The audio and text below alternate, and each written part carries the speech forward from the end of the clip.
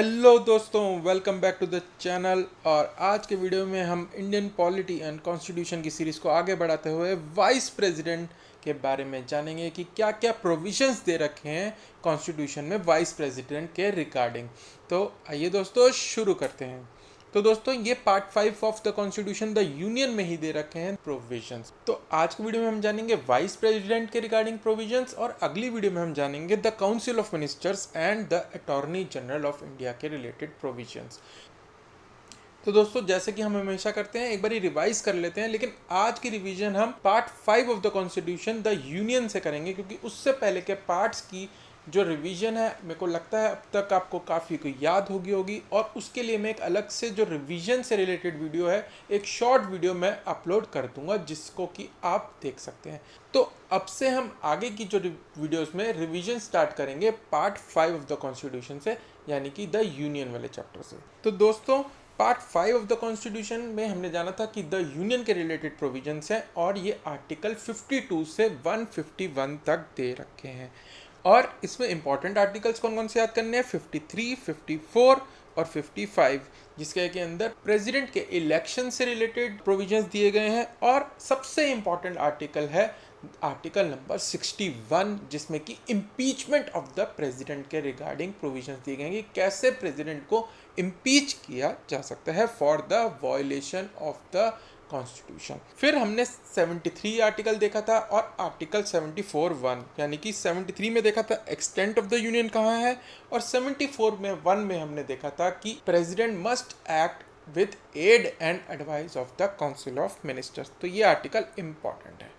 तो दोस्तों आज के वीडियो में हम जानेंगे द वाइस प्रेसिडेंट के बारे में। तो वाइस प्रेसिडेंट क्या है? एग्जीक्यूटिव का पार्ट है। तो एग्जीक्यूटिव में क्या क्या पार्ट थे? The president, vice president, council of ministers and the attorney general of India. और लेजिस्लेचर में president and the 2 houses of parliament, that is Lok Sabha and Rajya Sabha. तो वाइस प्रेसिडेंट एग्जीक्यूटिव का पार्ट होता है, ये याद रखना है। और प्रेसिडेंट जो है वो दोनों एग्जीक्यूटिव और लेजिस्लेचर का पार्ट होता है। तो आर्टिकल 63 कहता है there shall be a vice president of India. Simple. तो आपसे ये पूछा जा सकता है कि कौन से आर्टिकल में दिया गया है कि वाइस प्रेसिडेंट होगा इंडिया का एक, तो आर्टिकल नंबर 63 नंबर आप याद कर सकते हैं। फिर आर्टिकल 64 कहता है the vice president to be ex officio chairman of council of state, यानी कि जो राज्यसभा है उसका एक्स ऑफिशियो चेयरमैन कौन होगा?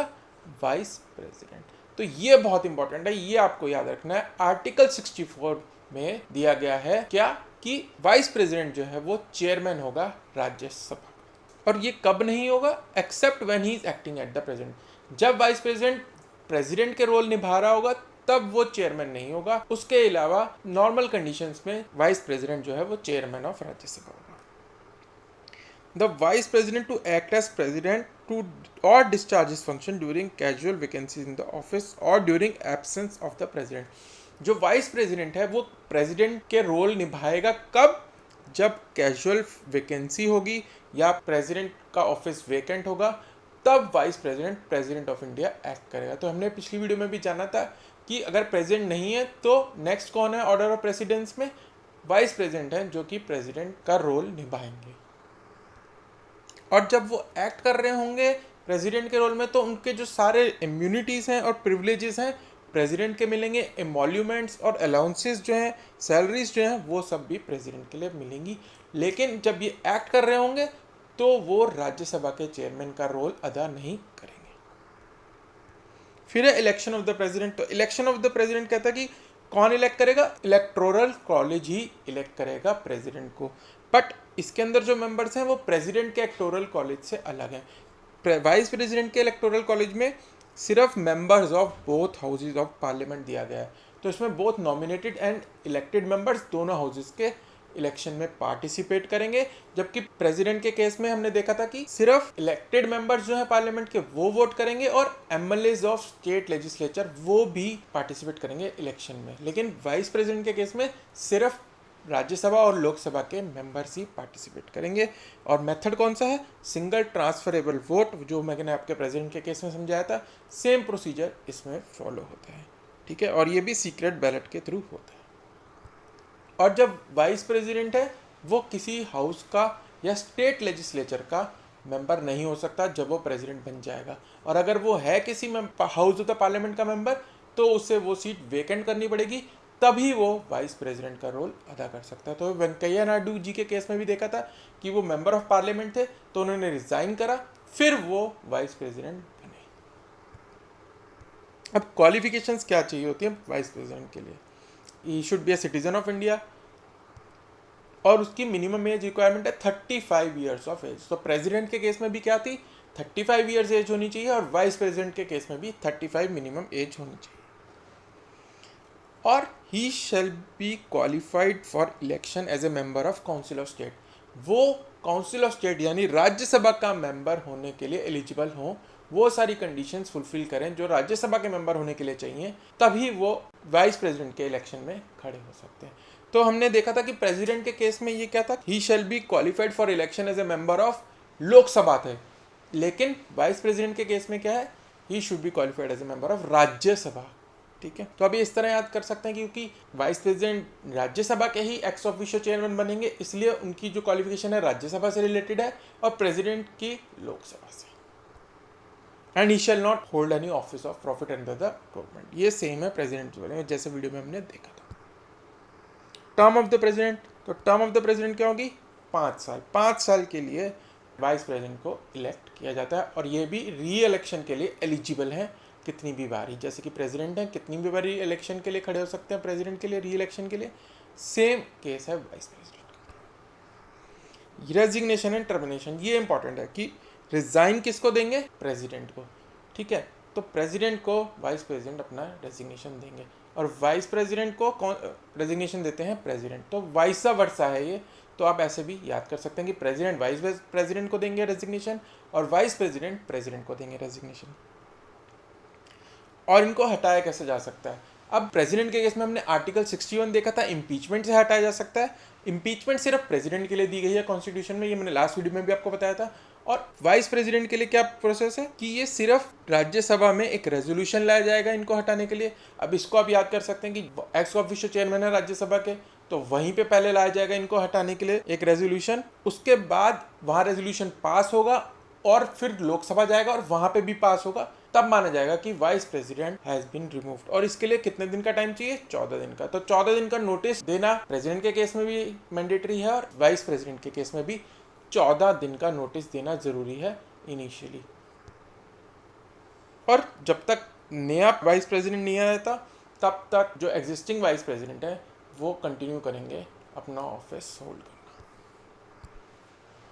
Vacancy for the post of vice president, अब इसमें लिखा है कि अगर वाइस प्रेसिडेंट की जो वैकेंसी जो है, नया वाइस प्रेसिडेंट कब तक इलेक्ट कर लेना है, जब तक कि एग्जिस्टिंग वाइस प्रेसिडेंट की टर्म एक्सपायर नहीं होती, उससे पहले अगला वाइस प्रेसिडेंट इलेक्शन हो जाना चाहिए और इलेक्ट हो जाना चाहिए। ठीक है, तो 5 साल खत्म होने से पहले नए वाइस प्रेसिडेंट के इलेक्शन हो जाने चाहिए, ये दिया गया।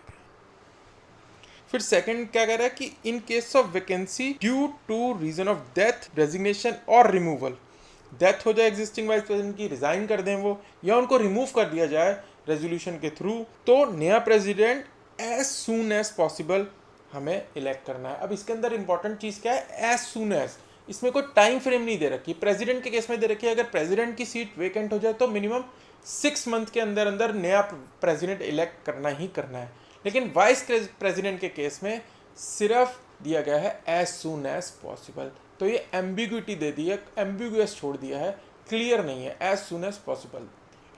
और ओथ वाइस प्रेसिडेंट किसके आगे लेते हैं, मैंने बताया था ओथ और रेजिग्नेशन हमें एक टेबल बना के याद करनी है। तो ओथ कौन दिलाता है वाइस प्रेसिडेंट को, प्रेसिडेंट।